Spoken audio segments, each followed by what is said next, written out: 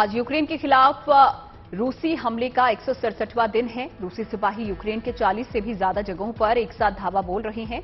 Ukraine के रक्षा मंत्रालय का कहना है कि रूसी हमले से एक दिन में यूक्रेनी सिपाहियों समेत औसतन 100 लोगों की मौत हो रही है।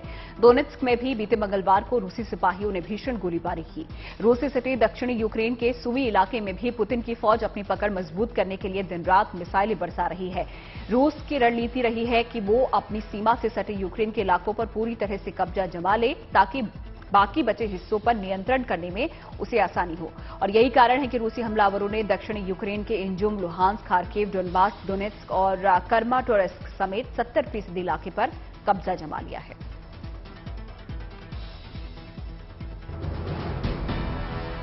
बीते मंगलवार को रूसी लड़ाकों ने यूक्रेनी जेट फाइटर को निशाना बनाने के लिए एंटी एयरक्राफ्ट मिसाइल से हमला किया, जिसमें 2 लोग गंभीर रूप से जख्मी हुए हैं। ये जानकारी देते हुए निकोपोल जिला सैन्य प्रशासन के प्रमुख येवेन येवतुनुशको ने बताया कि रूसी लड़ाकों ने यूक्रेन जेट फाइटर को निशाना बनाया, लेकिन निशाना चूकने की वजह से एंटी एयरक्राफ्ट मिसाइल निकोपोल जिले के एक गांव में जा गिरी, जिसकी वजह से यहां के रिहायशी इलाकों में आग लग गई। निकोपोल सैन्य प्रशासन ने बताया कि रूसी हमले से पूरा का पूरा इलाका जलकर खाक हो गया है। साथ ही रूसियों ने ग्रेड MLRS सिस्टम का उपयोग करते हुए निकोपोल में बीती रात 120 रॉकेट दागे, जिसकी वजह से यहां के रिहायशी इमारत समेत 4 छोटे कारखाने तबाह हो गए हैं।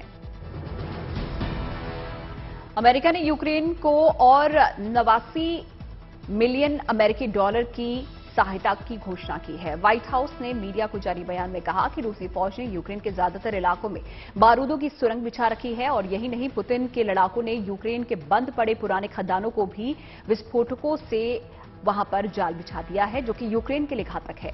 रूसी सैन्य अभियान को नाकाम करने के लिए अमेरिका ने यह कदम उठाया, लिहाजा रूसी सिपाहियों के बिछाए विस्फोटकों को डिफ्यूज करने के लिए अमेरिका ने यूक्रेन को अतिरिक्त आर्थिक मदद देने की घोषणा कर दी है। अमेरिका की तरफ से यूक्रेन के खदानों से विस्फोटकों को डिफ्यूज करने के लिए जल्द ही 100 से भी ज्यादा डी माइनिंग की टीमों को तैनात किया जाएगा।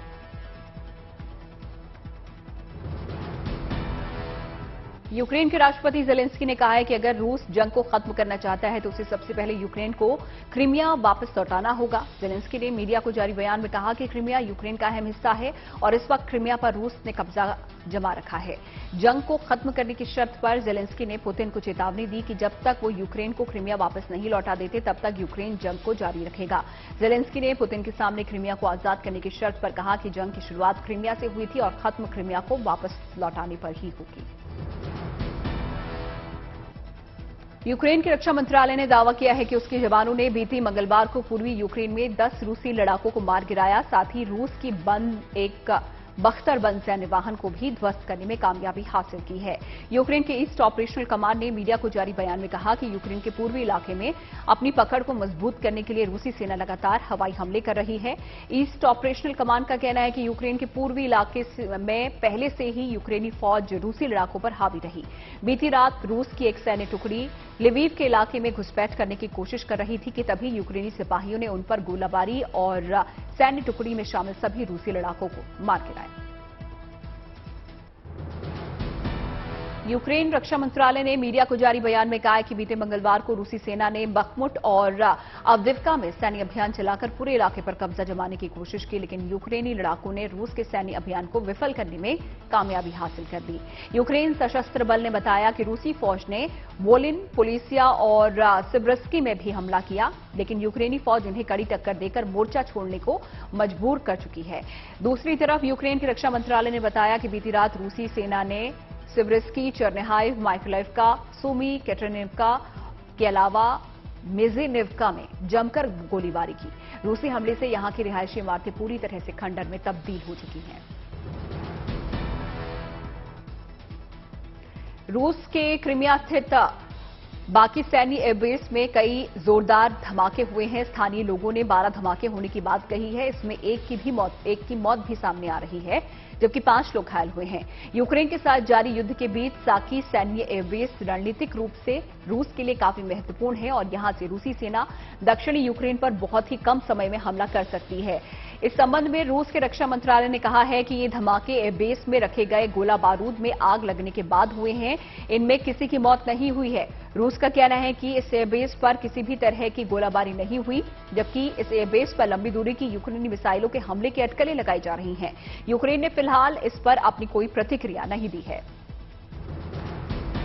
यूक्रेन के साउथ ऑपरेशनल कमांड ने दावा किया है कि बीते मंगलवार को उसकी फौज ने रूस के 30 सिपाहियों को मार गिराया है। साथ ही उनके टैंक को रॉकेट लॉन्चर सिस्टम समेत 8 ट्रकों को जलाकर खाक कर दिया है। साउथ ऑपरेशनल कमांड ने बताया कि दक्षिणी यूक्रेन में अपने सैनिकों को हथियार पहुंचाने के लिए रूस हथियार का जखीरा भेज रहा था। इस बात की सूचना यूक्रेनी खुफिया विभाग ने ऑपरेशनल कमांड को दी, जिसके आधार पर यूक्रेनी सिपाहियों ने रूस की सैन्य टुकड़ी पर हमला किया। यूक्रेन सशस्त्र बल का कहना है कि इस हमले में रूस को भारी नुकसान हुआ, जिसकी वजह से दक्षिणी यूक्रेन ने रूसी फौज की पकड़ को कमजोर किया है।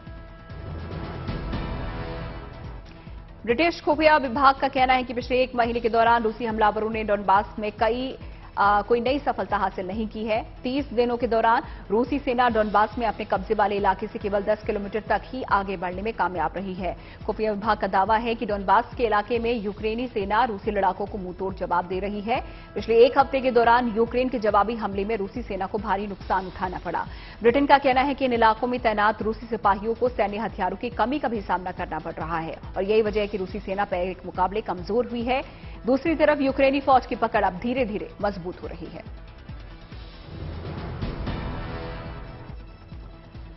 खार्किव क्षेत्रीय सैन्य प्रशासन के प्रमुख ओलेह ने मीडिया को जारी बयान में कहा कि बीते मंगलवार को रूसी लड़ाकों ने खार्किव इलाके के कई ऐसे इलाके हैं जहां पर भीषण बमबारी की, जिसके चलते एक शख्स की मौत हो गई, जबकि 5 लोग गंभीर रूप से घायल हैं। सिने हुबोव ने बताया कि रूसी लड़ाकों ने बीती रात को इन इलाकों पर 40 से ज्यादा बार हमले किए और इलाके के बुनियादी ढांचे को पूरी तरह से तबाह कर दिया। दूसरी तरफ रूसियों ने बोगोदुखेव, चुहनेव, लोजोवा, इंजियम जिलों के आबादी वालों इलाकों में भी भीषण गोलाबारी की और रूसियों ने एक बीज के गोदाम को भी आग के हवाले कर दिया।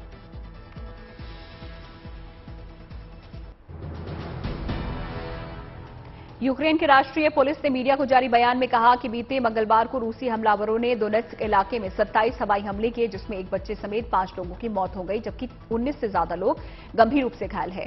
यूक्रेन की राष्ट्रीय पुलिस ने बताया कि बीती रात दुश्मनों ने अवदिव्का, बखमुट और सोलेदार, चासिव्यार, इवानिवका के अलावा कई ऐसे इलाके हैं जहां पर भीषण बमबारी की। इस हवाई हमले में इलाके की 53 आवासीय इमारत समेत 58 नागरिक सुविधाएं पूरी तरह से तबाह हो गई।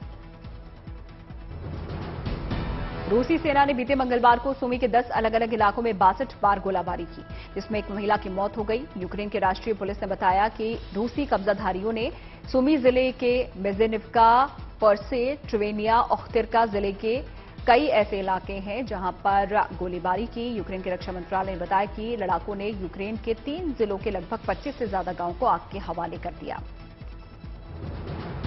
यूक्रेन के साउथ कमांड पोस्ट ने कहा कि बीते मंगलवार को रूसी सिपाहियों ने खैरसान के गांव और बस्तियों में जमकर गोलीबारी की, जिसमें एक शख्स की मौत हो गई और यहां की पुलिस का कहना है कि बीती रात को रूसियों ने यहां के कई इलाके हैं जहां पर बम बरसाए।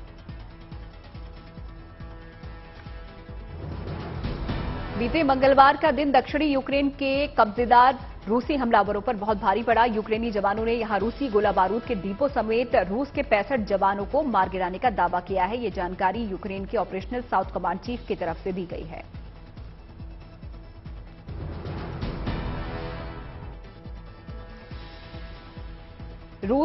यूक्रेन के रक्षा मंत्रालय का दावा है कि बीते मंगलवार को उसके वायुसेना के जवानों ने खैरसान इलाके में 5 रूसी सैन्य ठिकानों को ध्वस्त कर दिया। ये जानकारी देते हुए साउथ ऑपरेशनल कमांड ने बताया कि साउथ यूक्रेन को रूसी कब्जे से आजाद करने के लिए छापेमारी सैन्य अभियान के तहत घात लगाकर यूक्रेनी फौज रूसियों पर हमला कर रही है।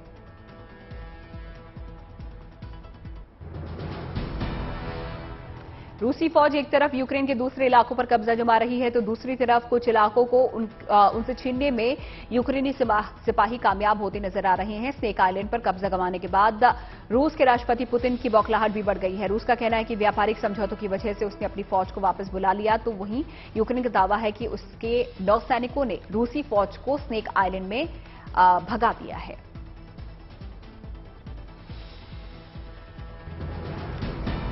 माइकोलाइव और खार्किव के इलाकों में भी बीते मंगलवार को रूसी फौज ने जमकर हवाई हमले किए। रूसी हवाई हमलों की वजह से इलाके की रिहायशी और सरकारी इमारतें पूरी तरीके से बर्बाद हो गई और नागरिक सुविधाएं पूरी तरीके से ठप हो गई हैं।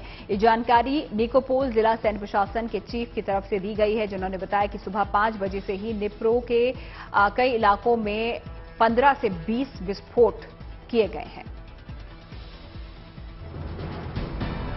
दक्षिणी यूक्रेन में रूसी अपराधों का खुलासा करते हुए ह्यूमन राइट वॉच ने कहा है कि रूसी सिपाहियों ने लुहांस्क, दोनेत्स्क, क्रामाटोर्स्क, मेलिटोपोल समेत साउथ यूक्रेन के हजारों नागरिकों को बंधक बनाकर उन्हें यातनाएं दी हैं। ह्यूमन राइट वॉच का यह भी कहना है कि रूसियों ने यूक्रेनियों के साथ अमानवीय व्यवहार किया और उन्हें मनमाने ढंग से हिरासत में कैद कर लिया है।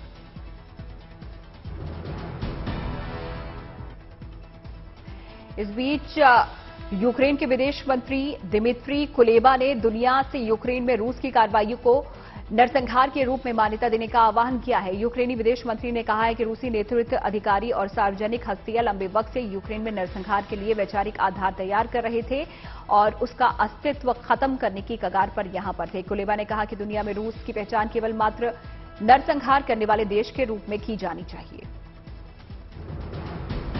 लुहांस्क में रूसी सेना के जंगी बर्ताव को लेकर यूक्रेन के सशस्त्र बल का कहना है कि रूसी फौज इलाकों पर कब्जा करने के लिए जैसे जैसे आगे बढ़ने की कोशिश करती है, यूक्रेनी लड़ाके उन पर जमकर गोलाबारी करते हैं और रूस सेना 4 कदम पीछे हो जाती है।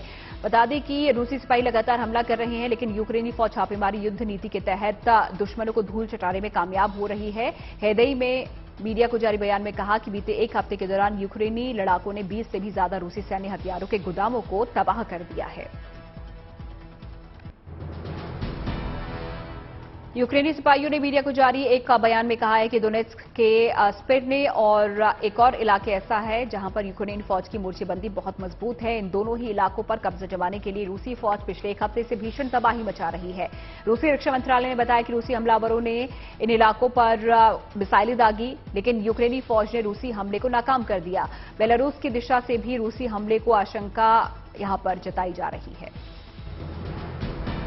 रूसी सिपाहियों ने बीते मंगलवार को खार्किव में ताबड़तोड़ 3 मिसाइलें दागी, जिसकी वजह से यहां के रिहायशी इलाकों की 6 मंजिला इमारत का ऊपरी हिस्सा पूरी तरीके से ध्वस्त हो गया। यूक्रेन स्टेट इमरजेंसी सर्विस ने बताया कि रूसी हमले में तबाह हुए इमारत के मलबे की सफाई के दौरान एक बुजुर्ग महिला को सुरक्षित बचा लिया गया है।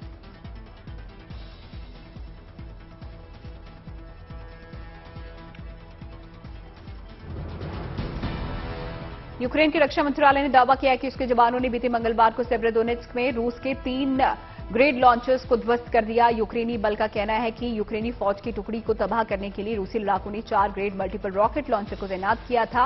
होवित्जर तोप से निशाना साध उनमें से 3 ग्रेड लॉन्चर को तबाह कर दिया गया है। 15 किलोमीटर तक की पैठ यहां पर बना ली है और साथ ही साथ उनकी सेना हमलावरों से न सिर्फ अपना बचाव कर रही है, बल्कि धीरे धीरे अपने इलाकों से खदेड़ने में भी कामयाबी हासिल कर रही है।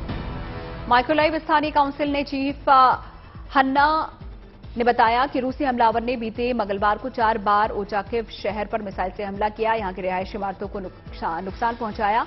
काउंसिल चीफ ने यह भी कहा है कि रूसी सिपाहियों ने घरों में सोते हुए लोगों पर हमला किया, जिसमें 6 साल के एक बच्चे की मौत हो गई है। मेलिटोपोल के मेयर इवान फेडोरेव ने बताया कि बीते मंगलवार को यूक्रेनी जवाबी हमले के दौरान रूसी सैन्य ठिकाना पूरी तरह से तबाह हो गया। इवान का कहना है कि यूक्रेन हमले से रूस को भारी नुकसान का सामना करना पड़ा और मेलिटोपोल ओजेफ सी से सटा हुआ इलाका है, जहां पर रूसी फौज ने पिछले कई महीनों से कब्जा जमाया हुआ था।